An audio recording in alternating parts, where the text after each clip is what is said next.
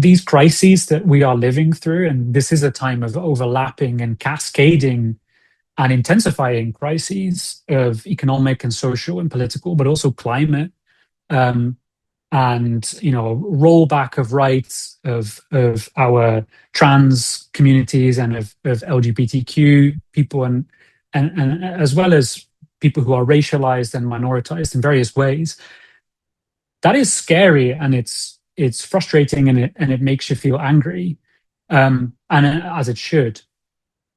But if you mostly just get exposure to what you see in newspapers or what you see on social media, you could be forgiven for thinking that these crises just happen. That crises are just sort of forces of nature. The economic crisis of 2008, which we are still very much living through, and which prompted many countries across the world, and especially Britain, to implement this very, very destructive austerity policy, was often framed as, oh, well, this is just what happens. This is just how capitalism works. And one of the lessons that I would try to teach students, but also my readers, is that is not the case. Crises are not moments that just happen to us.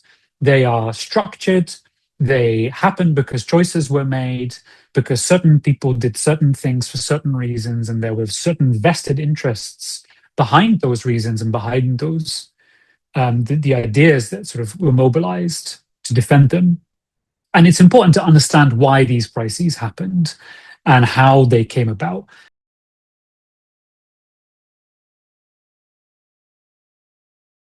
I mentioned the book at the beginning, Neoliberalism and Race. Let's start with the term neoliberalism.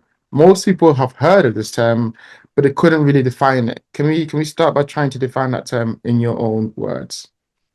Sure. Yeah, that's a good question and a great place to start. It's the title of the book, and it's the topic of most of my academic research.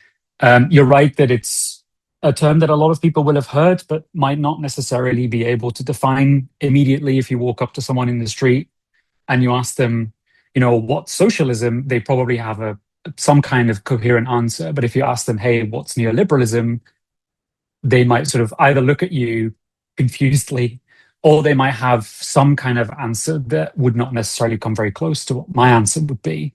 So there's a lot of confusion surrounding the term. I think that is to do partly with a long history of imprecise use in the print media, in television media, but also in scholarly debate and academic debate, which is the main area that I sort of speak to.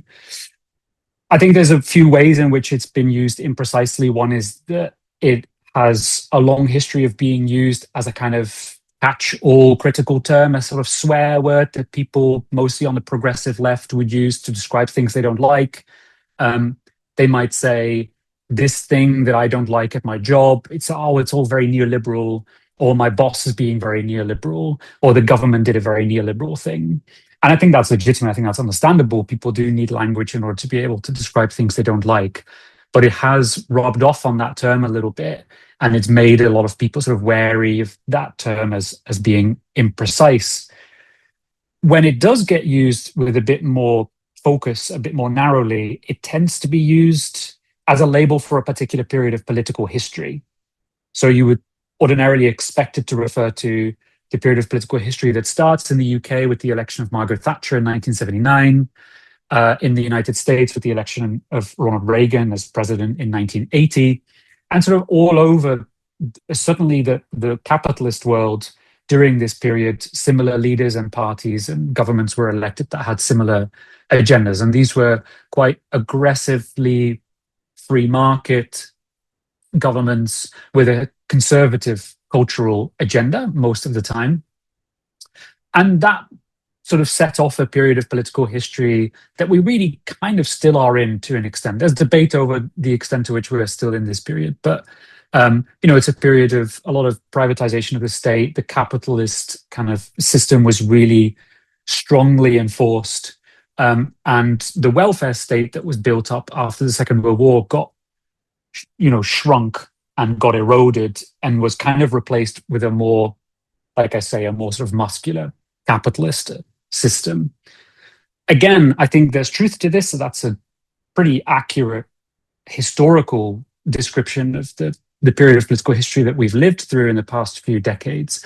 But I still think that as a definition of the term neoliberalism, it's not very adequate. Not only does it not give you helpful tools to think about how and using which means and according to which steps and at which historical moment neoliberalism became influential in different parts of the world. To give one clear example, in the country Chile, there was a military coup in the early 1970s, and the dictator who came into power, whose name was Pinochet, implemented a lot of neoliberal policies many years before Thatcher and Reagan were even elected. So if you want to speak of neoliberalism in Chile or in Latin America more broadly, you have to adjust the kind of dates and time period that you're thinking of. And the same is true for a lot of post-colonial contexts across Africa and Southeast Asia, for example. So once you start to prod that definition, it already starts to become a little bit less helpful. And another issue with thinking of it as a sort of period of political history is that it immediately asks the question, or prompts the question, when did it end? A period has to have a start and an end. So that kind of gets you into the trap of asking yourself, okay, are we still in the period of neoliberal history? I find that unhelpful because it presents it as a thing that could either be still in force or no longer in force, alive or dead. And I don't think that's how political history works. I think political history works in sort of moments of overlap, and there are periods in which there's momentous change, but also, a lot of remnants from past political settlements continue into the present. So for all of these reasons, my preference academically, but also politically, is to think of neoliberalism as a historical phenomenon that is primarily an intellectual agenda. So I think of it as a set of ideas, essentially. For me, it's an intellectual history. If you want to think of it in slightly more explicitly Marxist terms, you could call it an ideology, which is a term that I am fairly happy to use.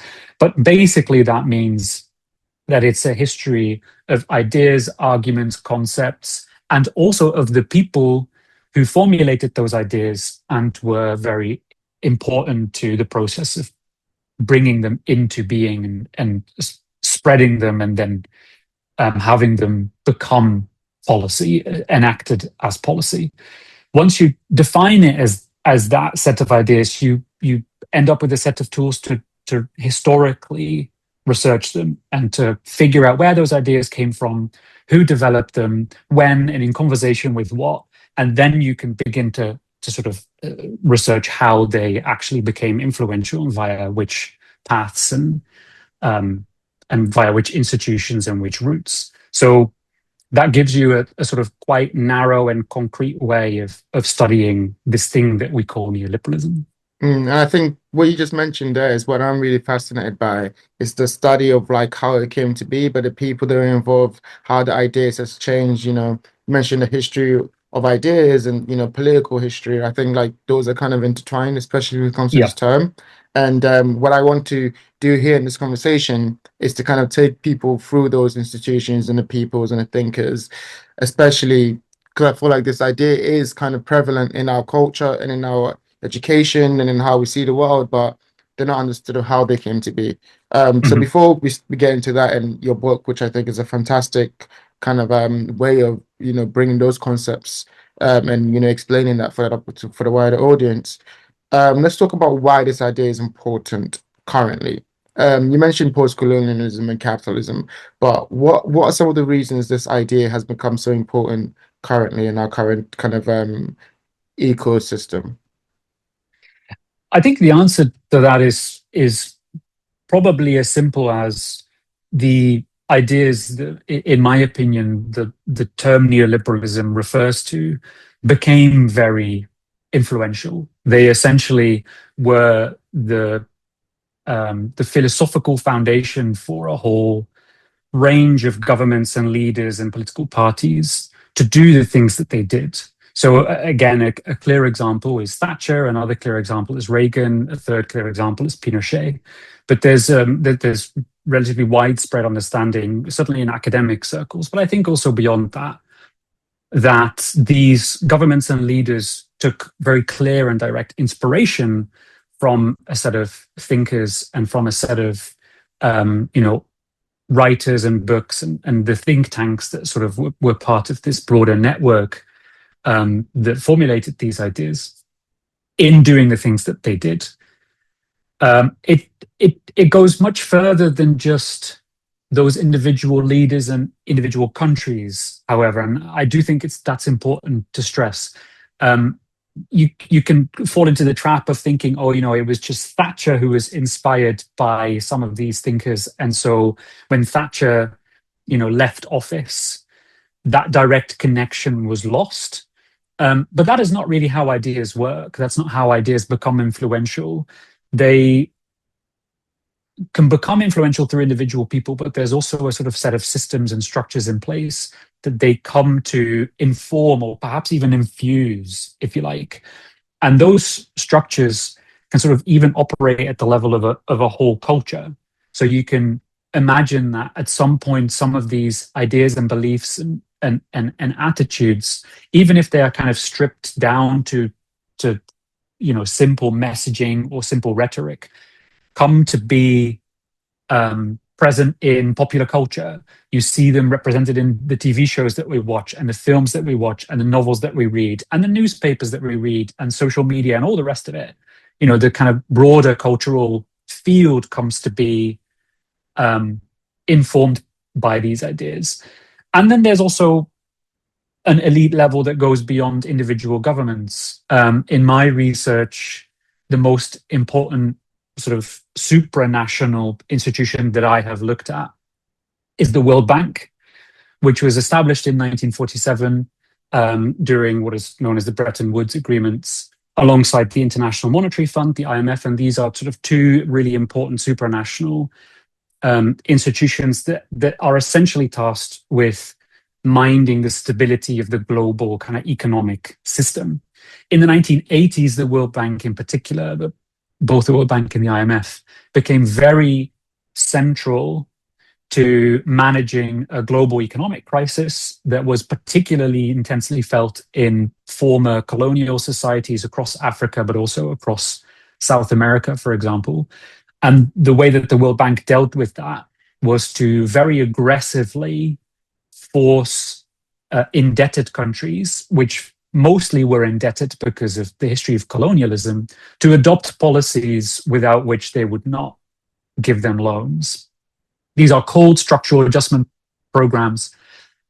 The point that I'm trying to get at is that a lot of the conditions that were attached to these loans were informed by the very same ideas that were also influential in the Thatcher and Reagan administration. So what I'm trying to say is that it wasn't just the case that in this country, at this point in time, this leader was informed by these ideas, but these ideas also traveled sort of internationally and became influential in, for example, the World Bank, and that is how they came to be implemented in countries where, however unpopular Margaret Thatcher was, she was democratically elected, and the ideas that she implemented had some kind of democratic legitimacy in that sense. This is not true for World Bank enforced policy changes. So you can see how these ideas sort of travel in different ways and at different speeds in various contexts across the world. To get back to your question, I think this is why it's important to continue to study this topic, because it's a kind of moment in history, these sort of 80s and 90s shifts and changes that created a system that we are still living in, and that has really given us the structures that still define very much of our lives, and establish the relationships between countries in the world and how the global kind of capitalist system operates. I think before we get in depth into that, I want to take a little step back and kind of understand how you became involved with these ideas. What were some of the thinkers? What was the beginning of your kind of introduction to neoliberalism? That's a great question. I studied philosophy at university, at undergraduate and master's level. But I felt that a lot of the philosophy that I was engaging with was detached from the real world. Not so much because it was abstract or because philosophy is not applied, because of course it can be, but because I was learning about a lot of topics and a lot of concepts and ideas that I did not feel helped me interpret what I was seeing around me, which was severe overlapping crises, economic, social, climate, democratic, all the rest of it. And sort of the early signs of a sharp rise in far right kind of rhetoric and discourse. I was very worried by this. I thought this was potentially threatening to democracy, as well as to the planet in the case of the climate crisis. And the concepts that I was learning about was just not helping me think that through. So I began to read a little bit more widely, and came across a body of research primarily in critical theory that I did feel was helpful. And critical theory here kind of refers to a tradition of 20th century Marxist thinking, some of which is more Marxist than others, but it really tries to kind of use philosophical concepts to think much more critically about the society that we live in. The primary thinker who got me interested in neoliberalism is a political theorist called Wendy Brown. She wrote a few really amazing essays and books in the sort of mid noughties and 2010s. I mean, she's still writing about these topics in a very interesting way. I disagree with her on some key points, but her writing is always exciting to read. And she essentially said the reason that democracy is under threat today is that neoliberalism spent decades eroding it. So I asked myself, okay, what is this thing called neoliberalism? I need to read more about this. So I started reading much more widely in the books and texts and thinkers that Wendy Brown was engaging with, including Stuart Hall, who is now one of the main influences on my own thinking and writing. And as I was researching this topic, I thought to myself, okay, I need to engage with this history itself.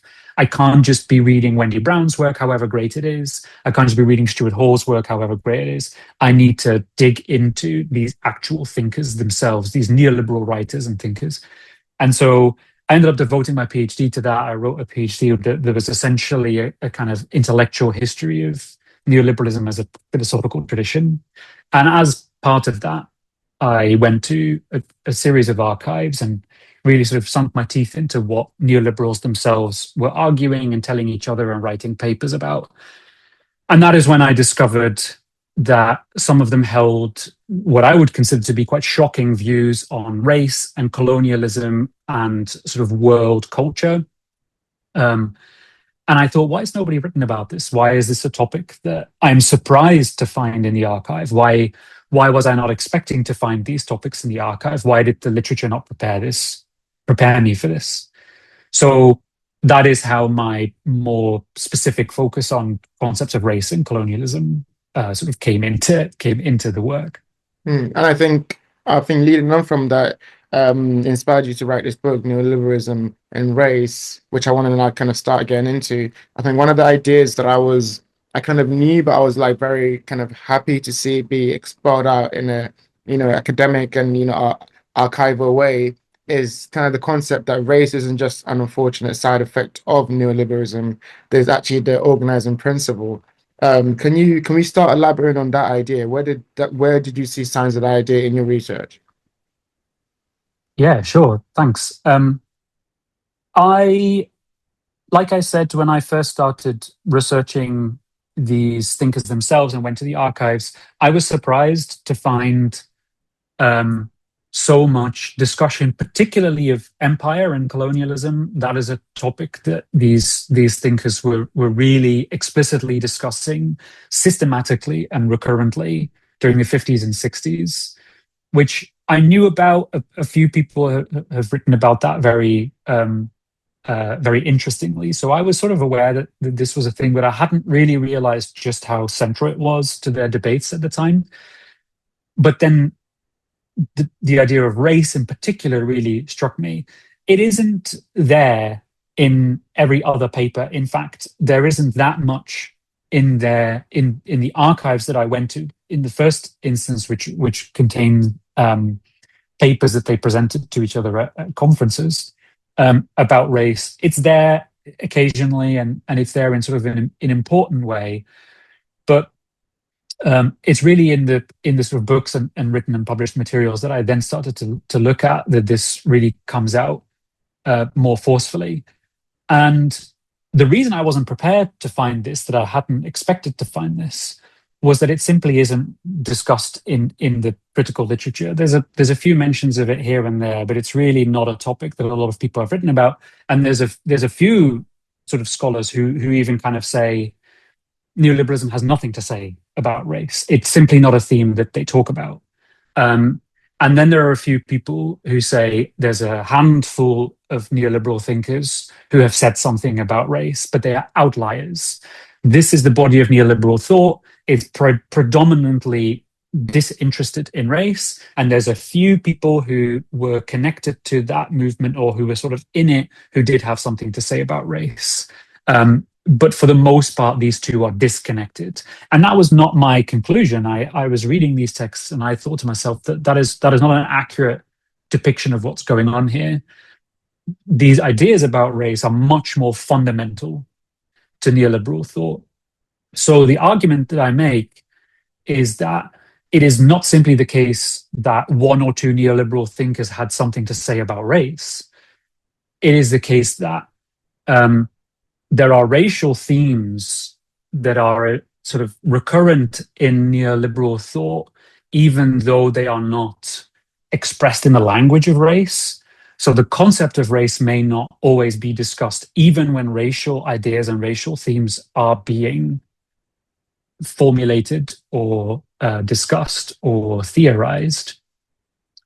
But more importantly, those racial themes are then kind of foundational to the sort of philosophical worldview that most of these thinkers share. And in particular, there's a few ways in which that plays itself out. But in particular, I think what I try to argue in the book and what I think is borne out by the evidence is that one idea that pretty much all neoliberals that I'm familiar with share is a belief in the superiority of Western culture, what they call Western culture. I find that a very problematic term with a suspect history, but they call it Western culture.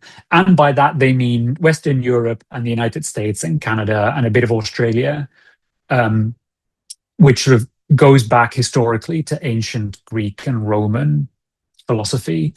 And that is the culture that they think brought capitalism into being and is the only culture in the world that has, of its own accord, of its own initiative, discovered individual freedom. This is their argument. And where that ends up essentially is with a view of world history that sees Western culture as being superior to other world cultures, but also as being the main reason that Western society is much more wealthy than other countries. So Western society is wealthy because it has a cultural tradition that made it possible to generate a lot of wealth. Other cultures have cultural traditions that sort of stand in the way of wealth creation. And what that narrative does, most importantly, it does a few things, but most importantly, what it does is it writes colonialism out of history.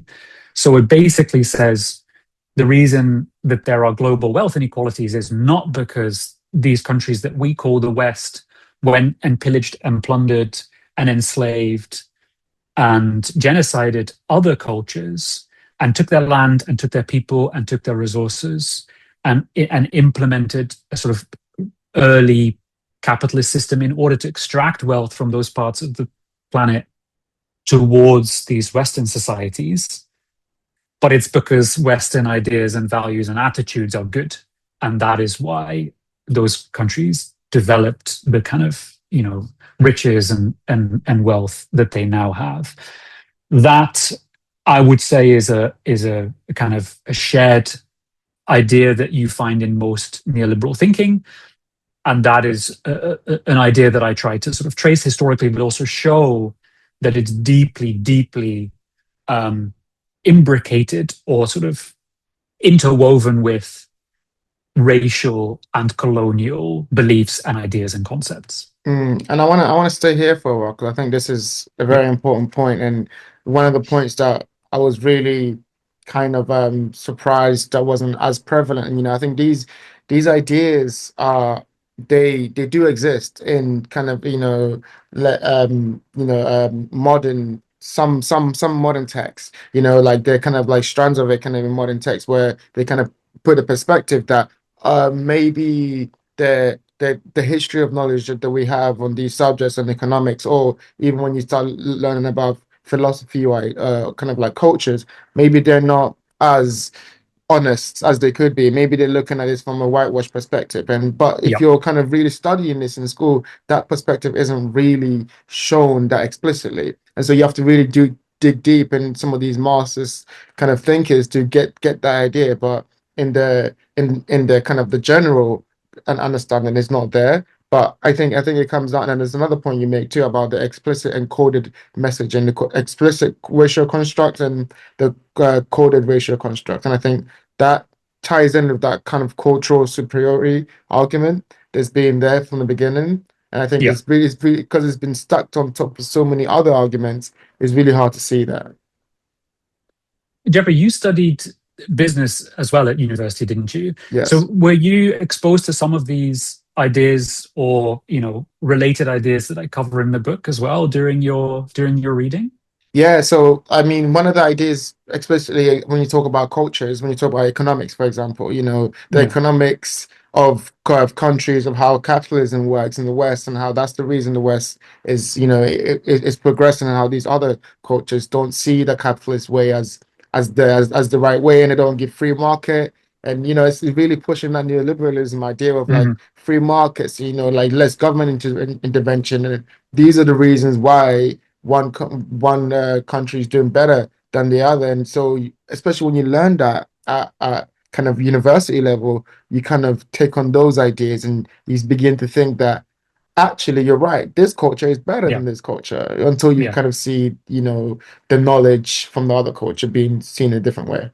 Yeah, and it may not even be explicit, right? The texts and your lecturers may not be telling you this is better, but Mm, they may be telling you, um, as if it's an empirical fact, that the wealth of the West is owed to its higher levels of productivity or something like that. And then what gets smuggled in to those ideas is a kind of implication, I suppose, that you could think about this hierarchically, and that you think about this as there are better cultures and worse cultures when it comes to productivity or when it comes to economic progress.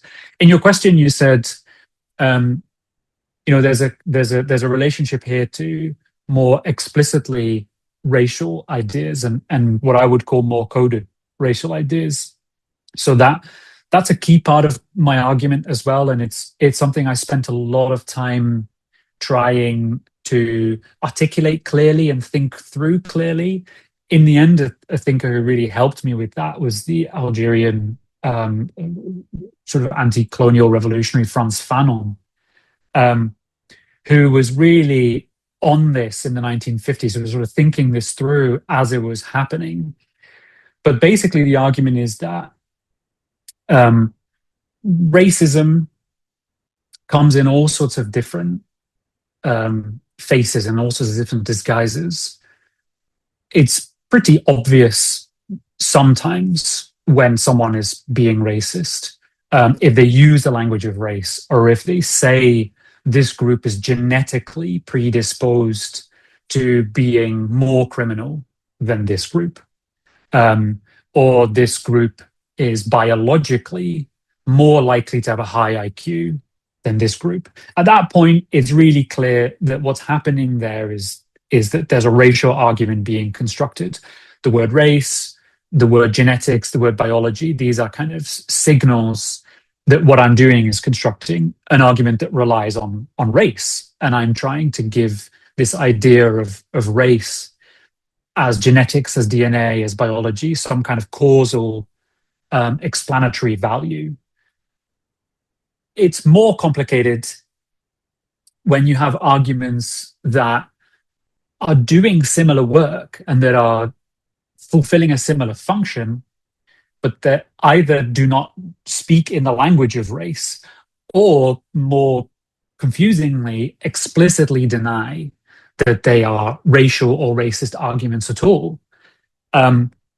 So an argument like that I cover quite extensively in the book is the belief which started emerging around the end of the Second World War, so in the 40s and 50s, that there is this thing called underdevelopment, and that some countries are underdeveloped compared to other countries because they have different cultural traditions and different cultural attitudes. So one example that I cover in the book is that India, which, bear in mind, was then coming out of centuries of colonial rule by the British, was less wealthy, not because of that colonial history, but because Indian religious beliefs placed lower value on free trade and exchange and hard work and education, and because cows were considered sacred.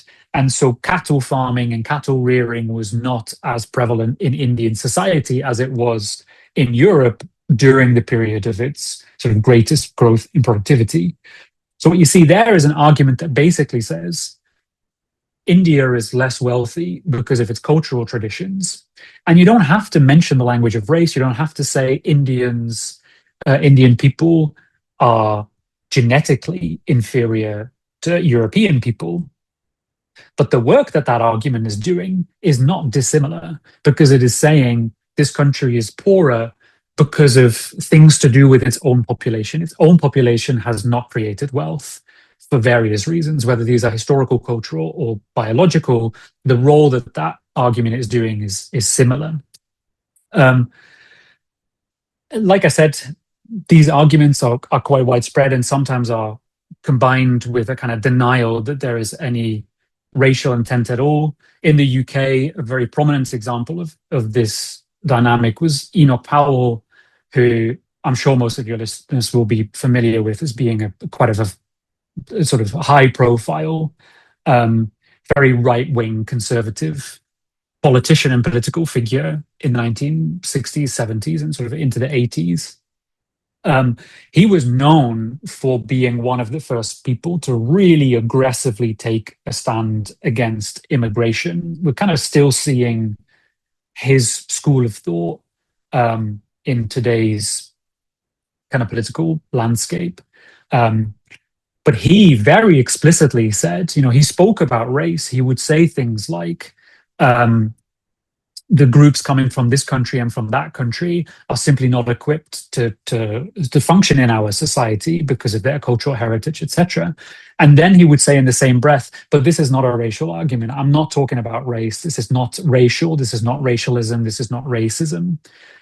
That adds a layer of confusion because it gives them it gives these speakers, it gives the thinkers who say this a kind of, a get out of jail free card. It allows them to say, no, I'm not, this is not about race. I'm just talking about culture. So it's at that point that you really need to develop a set of analytical tools that allow you to read their texts and the things that they're saying as being racial in nature, even though they themselves would say that it's not. And that is where the challenge lies. And that is why I spent some time in the book kind of unpacking this and trying to develop a kind of analytical framework that makes this a bit easier.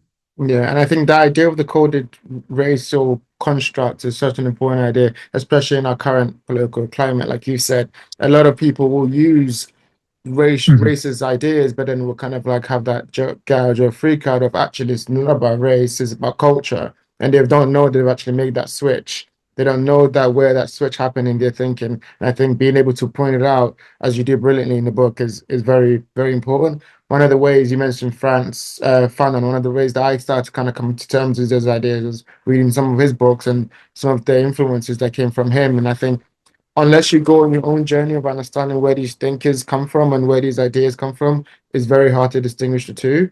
Mhm. On that, actually, I want to now take the turn into some talking about some of these thinkers. Yeah, Some of the thinkers you mentioned in your book, Hayek. I don't know if I'm going to pronounce his name right, Mises, Mises. Yeah. Mises, and obviously Thomas Sowell. Taking Hayek and Mises together for one, how did their ideas kind of talk about the kind of Eurocentric vision or this like Western culture as the pinnacle? How did that come up in their writing? Yeah, thanks. So, for people unfamiliar with them, Mises was an Austrian economic thinker. His name was Ludwig von Mises. He was working in what is in economics textbooks called as the Austrian tradition of economic theory, which kind of starts in the late 19th century, so 1870s. And Mises was writing in the 1920s. That's really when his first famous books were written. His most famous book probably is a book called Socialism from 1922. Um, and he was writing in Europe. He was from Austria, from the Austro-Hungarian Empire. He had to flee Europe because of the rise of Nazism, which is true for quite a lot of these early neoliberal thinkers that I engage with. And he went to the United States, and that's where he spent most of the rest of his life. And he wrote a whole series of books. Some of them are absolutely enormous, just like 1,000-page sort of theoretical, philosophical books on free market society and economics and all the rest of it. Hayek, Friedrich von Hayek was his student, so they knew each other personally. They were both in Vienna at the time. Hayek also left during the rise of Nazism. He left to teach at the London School of Economics in the first instance, and then didn't go to the United States until after the Second World War. But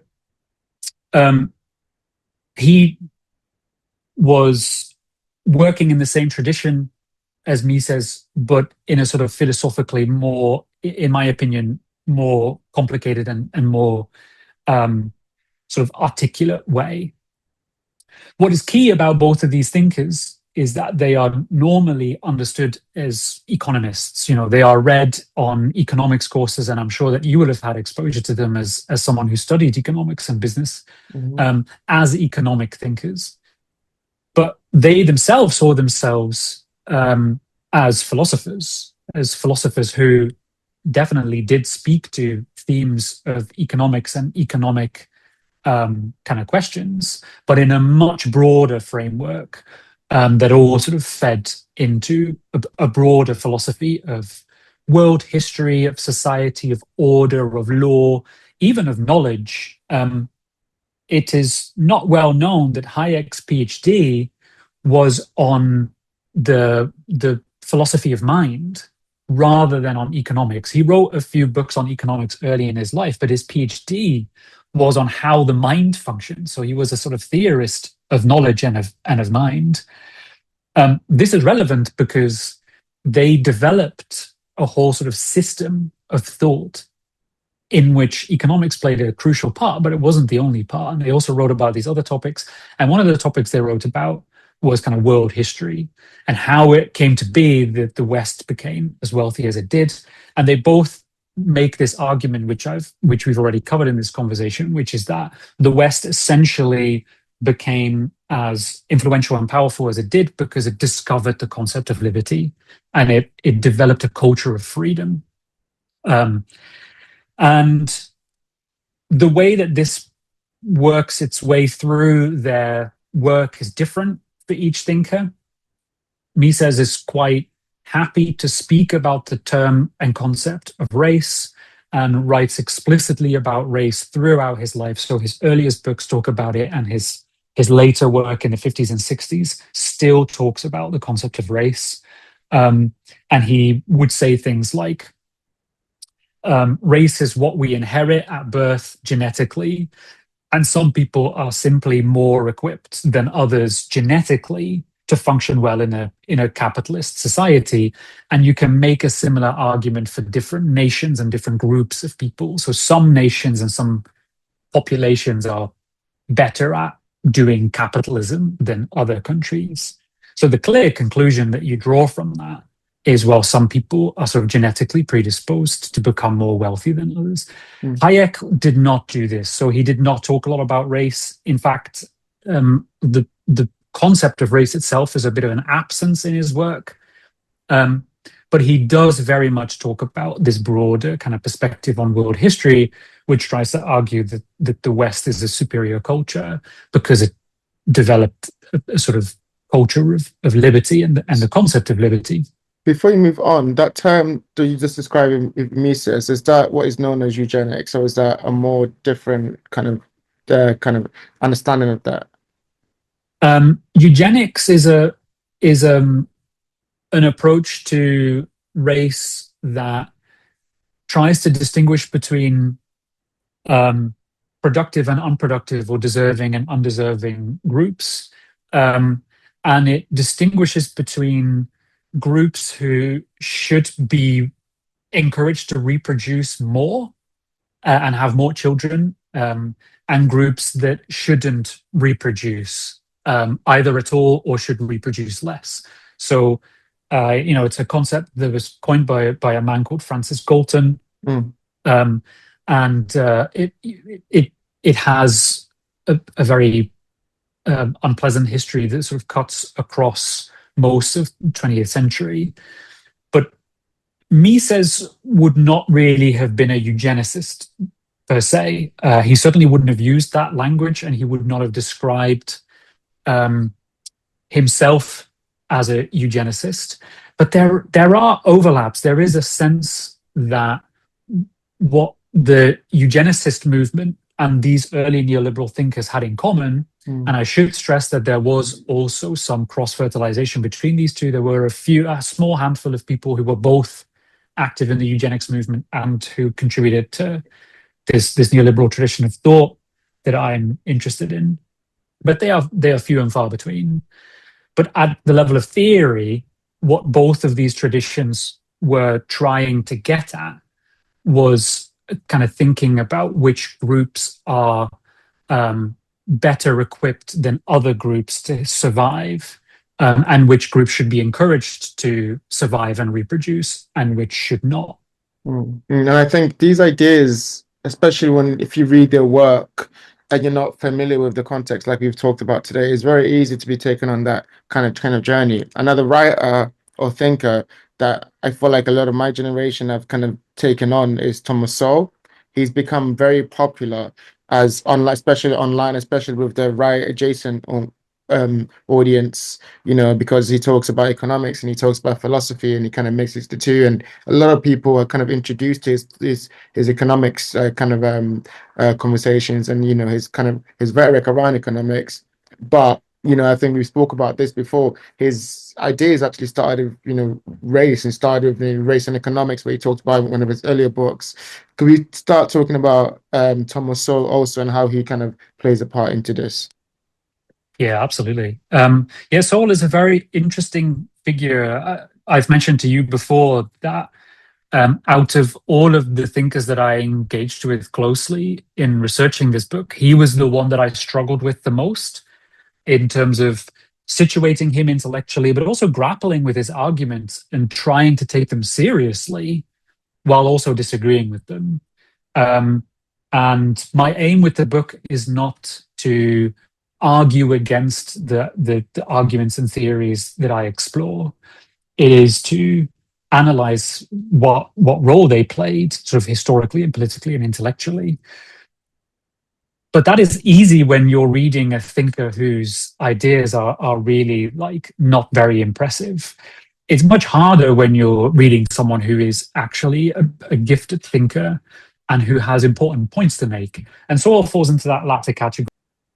Sowell was one of the thinkers that I engaged with who I found the most difficult to come to terms with and to grapple with.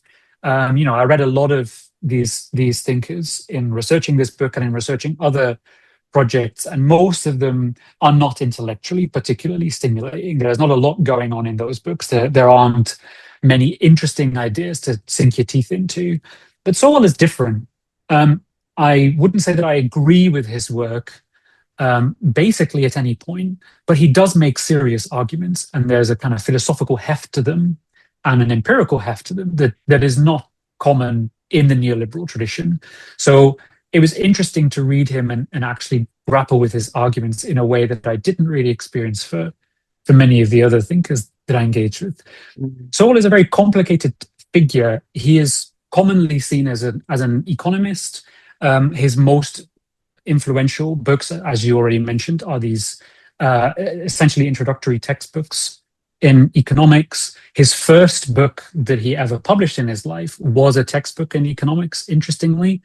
He published that even before he published his PhD thesis, which was an intellectual history of an important French economist called Jean-Baptiste Say. And he never stopped doing that. He never stopped writing these economics textbooks. And they are essentially sort of pretty straightforward, free market, kind of libertarian coded introductions to economics. So if that is what people are getting exposed to on social media, it is not surprising that when they think of Sowell, they think of an economist with views on free trade and the free market and privatization and things like that. But actually, his work spans, again, much like Hayek and Mises, who inspired his work very directly. He is a very wide-ranging thinker, and he spoke much like Hayek and Mises about world history and about civilization and about culture and all these other things, and also about race. And he wrote about race really a lot. Partly this is understandable. He is Black and he is from the American South. He grew up in the American South long before the civil rights movement. So he experienced racial segregation firsthand. He was from a very poor community. So he knows what he's talking about. And it's understandable that race would be at the forefront of his mind. And some of his early work on the topic of race is about schooling. Understandably, he's writing in America in the 1970s, so this is only a few years after a couple of decades after the formal desegregation of schooling takes place in the American South. So it's understandable that this is the theme that is at the forefront of his work, but he's also interested in race more generally as a problem for economics. And some of his early work on this topic, particularly a book that he published in 1975 called Race and Economics, is very interesting and very thought-provoking at times. And one of the arguments he makes there, for example, is that in the American South, racism did not pre-exist slavery, and slavery came into being because society was racist, and so made it possible for slavery to become the kind of economic basis of that society. But it was the other way around. Slavery happened and sort of took a few historical periods to kind of really establish itself as the economic basis of society. And then, in order to reconcile the fact of slavery with their self-understanding as a society of freedom, of democracy, of equal rights, etc., the Southern American states came to develop a racist theory of racial inferiority in order to justify this economic system. That's interesting because A, you wouldn't ordinarily come across an argument like that in neoliberal writings, and B, it comes very close to what a Marxist might say. Sowell explicitly calls it economic determinism. And that is an argument that you would ordinarily expect a Marxist to make. The societal base is economics, and ideology and ideas and culture is a kind of superstructural addition to that. So I read this and I thought, hang on, what's going on here? Like, why is this neoliberal thinker making these relatively subtle arguments about the relationship between economics and racism and slavery? etc. So he was an interesting thinker to wrap my head around. And then as I read more and more and more of his work, he wrote many books in the decades to follow. It felt to me a little bit like those more subtle arguments really took a back foot.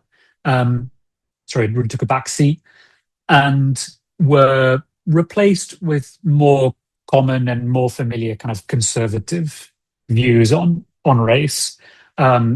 And essentially, Sowell ends up in a relatively similar place that most other neoliberals end up in, which is that he ends up arguing culture is kind of the most important determining factor in the success in the economic and material and kind of professional success of different groups.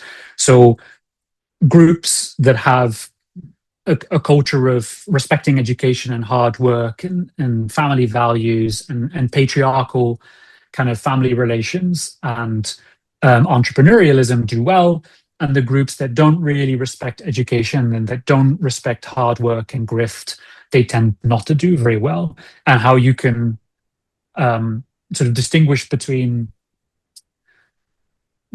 high earning groups in a society such as the United States, which has a very rich and diverse sort of mixture of different communities from different parts of the world, but also internationally, how you can distinguish between this country and that country really depends on the culture that exists in these countries and in the countries from which immigrants have come. So it's at that point that I started to recognize, okay, I see what you're doing. You are essentially just making the same argument that I'm familiar with from neoliberals. But I did have to go through a kind of journey of really grappling with this thinker and seeing where he was going to go. Yeah, I think that's so interesting. I want to kind of ask you a question, follow on to that, because I feel like because I was introduced to the latter Thomas Sowell, like you kind of talked about. But in my research for this, I kind of did a little bit of research into the earlier Thomas Sowell, and you made the point about how, you talked about how racism was imposed in American society to justify, kind of economic slavery. And that's such a, like, kind of cut an idea that, that it feels like an idea that, like you're saying, a master's thinker would make. And to see Thomas Sowell, who I know he's a very intelligent person, to have that idea as his beginning, what do you think happened for that transition to happen and for him to become such a common, no, not common because he's still a brilliant thinker, but, kind of one of these kind of neoliberal thinkers? Mm-hmm. Yeah, it's a really interesting question. I would have two answers to it. One is sort of biographically speaking, Sowell has been very honest and open about the fact that he started off as a Marxist thinker. So when he was a student, he at least retrospectively describes himself as having been a Marxist. So he was familiar with Marxist thinking. He wrote a few books about Marxism, which are not great, but he is familiar with key ideas and key concepts, and he's definitely familiar with the key sort of methods and philosophical lines of argument that you would find in Marxist literature. So it's not surprising that particularly in his early work, when he's still quite close to this period of his life when he might have had more exposure to Marxist analysis, that there's still some elements there in his own thinking. That would be one explanation for it. Another is to take it away a little bit from the individual person, Thomas Sowell, and think a little bit more about the kind of historical context in which he's working, and just observe that when he's writing in the 1970s, he is writing from a perspective. He's already at that point closely involved in the neoliberal movement. He did his PhD with some of the most influential and high-profile neoliberal thinkers at the University of Chicago, which is very commonly seen as the most kind of prominent neoliberal department in the United States at the time. That's where Milton Friedman was. It's where Gary Becker was. It's where Thomas Schultz was. Also this man called George Stiegler, who was Thomas Sowell's PhD advisor. So in the 1970s, he is writing in a historical moment in which these ideas, these neoliberal ideas, have reached the level of philosophical maturity, but have not yet become very influential pretty much anywhere in the world. They've had some success in certain German, post-war German instances.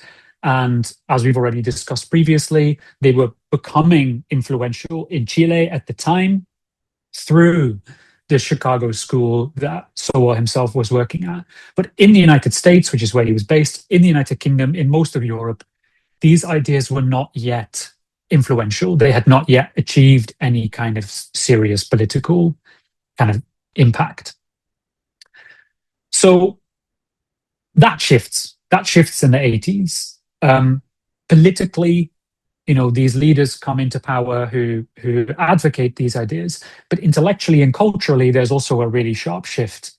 And the way that I try to make sense of this is that not only has implications for the politics and the culture and the economics of these societies, but it also has a direct impact on these thinkers who are defending these ideas and are advocating them. Because if you are a thinker who is very much on the sidelines of society and nobody's really listening to you, you're not getting taken seriously very much. You're mostly just sort of writing your books for an academic audience, and a couple of hundred people read any one of your books. Your role as a thinker is very different than if you are one of the main kind of inspirations for the government that is in power. A lot of these thinkers end up becoming, advisors to governments. In the United Kingdom, they end up in the House of Lords, so they are actually actively making policy. When that occurs, something has to change in this ideology and the nature of what this ideology is and what it's about. And my kind of argument, my provocation is that what this does to an ideology is it makes it more defensive, and it makes it more, I would even go so far as to say reactionary, particularly if you're an ideology that defends capitalism in a capitalist society. It makes sense that your arguments become a little bit more sort of oriented towards distracting from the problems of capitalism and from economic crises.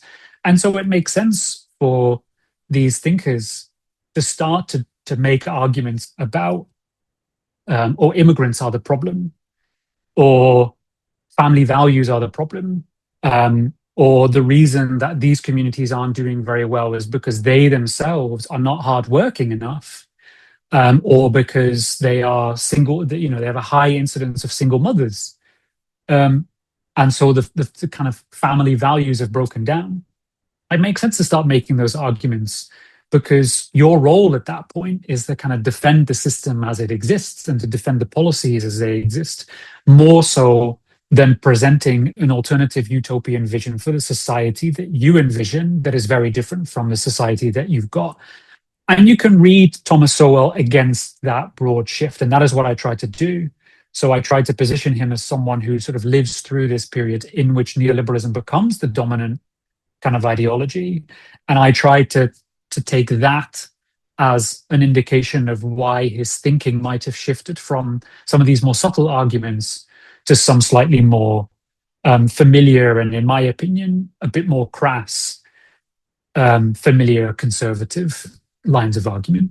Yeah, I think that's fascinating, and you do a really good job at it in the book, and also up throughout this conversation. It's quite a shame that he, I understand, you try to provide simple explanations to complex kind of social problems in order to, reach as many audiences as possible. But I think what's happened to Thomas Sowell is that he's now been kind of taken and used as the face of this kind of the neoliberal right wing perspective, because he's black, but also because he makes very good points. And so is that kind of he's being used.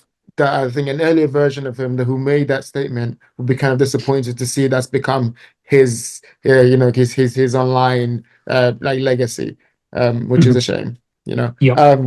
I could talk to you for hours and hours, but I think I want to bring this home by speaking to my audience now. I think we've talked a lot about these ideas and how they exist in our culture, and I think they can see how it exists in our culture.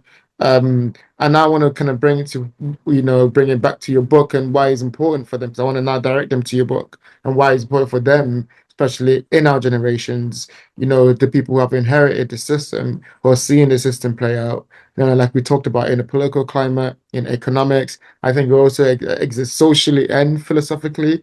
But I would like you to talk a little bit more about that. What kind of understanding does your book give someone from my generation, and Mm. something that maybe they couldn't get from education? Mhm.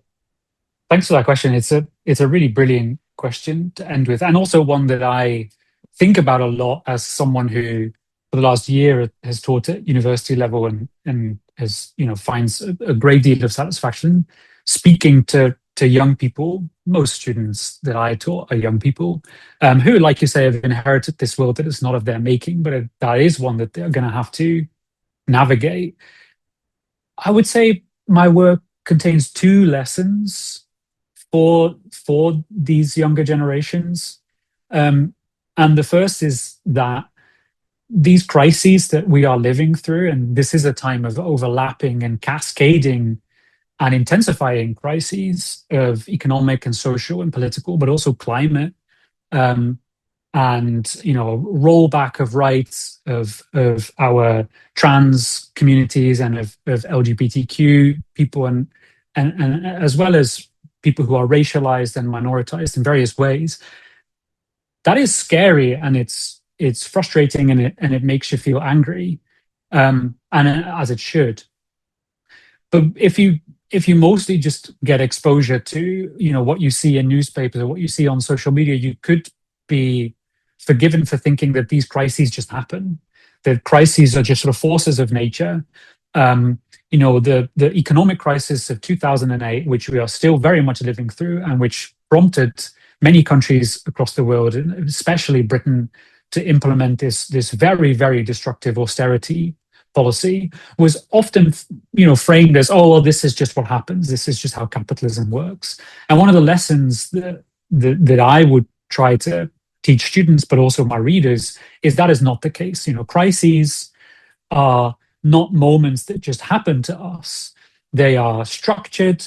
They happen because choices were made, because certain people did certain things for certain reasons, and there were certain vested interests behind those reasons and behind those the ideas that sort of were mobilized to defend them. And it's important to understand why these crises happened and how they came about. My work is only one tiny piece of the much broader puzzle that is, the society that we live in today. But I do think it's a crucial one, and it takes us through some of the ideas that I think led us to where we are. And I would say that's important, not just because historically these are important things. I tend to think historically, but I think historical methods are important because they teach us a lot about the present. So we do history because we're interested in the present. That would be my perspective. So that's the first lesson. Don't let them tell you that these crises are some force of nature that simply happen, and now all that we can do is, try our best to get out of it by spending as little money as possible. And the second is a lesson that I drew from Stuart Hall, and that really did kind of influence my own thinking. And that is that not just the crisis and the history and choices and politics that led up to it, but also the way that that crisis is interpreted and lived and represented by our politicians and by newspapers and journalists and on the radio and what have you. The way the crisis is interpreted and experienced is also itself subject of contestation. So the reason that today we are being told by every single mainstream outlet out there that the reason we have a housing crisis, the reason we have a jobs crisis, the reason we have a crisis in the NHS is because immigrants have come to this country and have taken jobs and have taken wealth and are drawing money from the welfare state, is a choice that ruling classes have made in order to be able to distract attention away from what is really going on, which is that these are crises of capitalism, and crises of a particular form of capitalism that is unsustainable and that is highly violent and highly damaging and that is causing all sorts of people all sorts of grief all over the world. So the way that the crisis is interpreted is also political. And that is very, very important. It's important that we learn not only to think about these crises as things that have happened for a reason and that have a distinct history, but that we also learn to kind of critically evaluate how this crisis is being interpreted and why. So, ask yourself the question, if you see a post about Thomas Sowell on social media, or if you see a newspaper article that says, oh, immigration is the cause of the housing crisis, ask yourself, okay, well, why would they be arguing this? Why would a conservative newspaper be arguing that immigration is the problem? Why would capitalism be defended in these posts about Thomas Sowell? And why is this narrative being pushed? Who benefits from this narrative? Who does not? Which structures, which policies, which arrangements, which groups, which people are being shielded from criticism if we make these arguments? So it's really about a certain kind of attitude of critical reflection on how we are being told to understand this period of history that we are living through. And that is one of the things that I've always tried to tell my students and teach my students, and also try to get across to my readers. Yeah, and I think, yeah, like I've said many times, it's so important, especially in our current era. And I'm speaking to my audience now, I think it's so important to understand the history of ideas, because all these systems that are happening, they're getting to an end where we need to understand them, where we can't just be taken by the currents of them. It's very important to go back and understand these ideas, which we know what you mentioned about, you talk about economics, you talk about social and cultural. I try to do that on this podcast too. I try to bring people on who kind of trying to dissect these ideas, because I think, you had a great statement there. We understand the present by research and history. I think that's so important. And I think, your work in that kind of ecosystem helps a lot. And I think especially now about, with everything that's going on politically, understanding the racial language and the language that is used by these kind of organizations, but also these thinkers to kind of explain, we're seeing that explicit and versus coded language play out in our social media platforms and on our TVs. And having the understanding of that language helps you move forward in that world, with some clarity. And yeah, your work does a really good job with that. So thank you so much for Great. your Thank you, work. But Jeoffrey. thank you for speaking to me. Where can they find you if they want to, obviously, continue to follow your work, to continue to follow you? Where can my audience find you? Well, I have a, a, a social media presence on Blue Sky. I'm not super active on it, but I do tend to post whenever I've got new material coming out.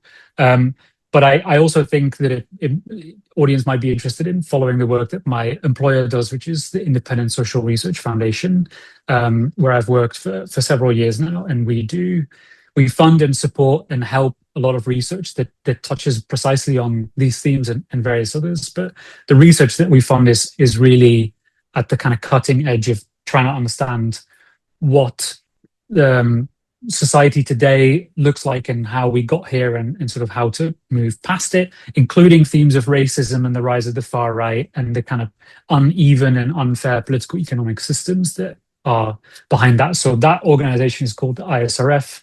You can find us at isrf.org. Yeah, we'd be very interested to hear from your audience if they're interested in our work. Yeah, absolutely. Now, second that statement. I love the people that I've had on this podcast or planning to have on this podcast in the future are from the ISRF. It's a fantastic source of information just to learn, also just to meet incredible professors, and kind of like that's my kind of library now, I guess. It's my way of like it's my modern library of going and it's like finding out these things, because they really touch on important topics and of social, economic, and all these really like niche but also important kind of discussions that needs to be had. Great. Yeah. Anyway, Lars, thank you so much for your time today. It's been an absolute pleasure. My absolute pleasure, Jeoffrey, and thank you for having me on the show. And thank you for coming. Speak to you next time. Bye.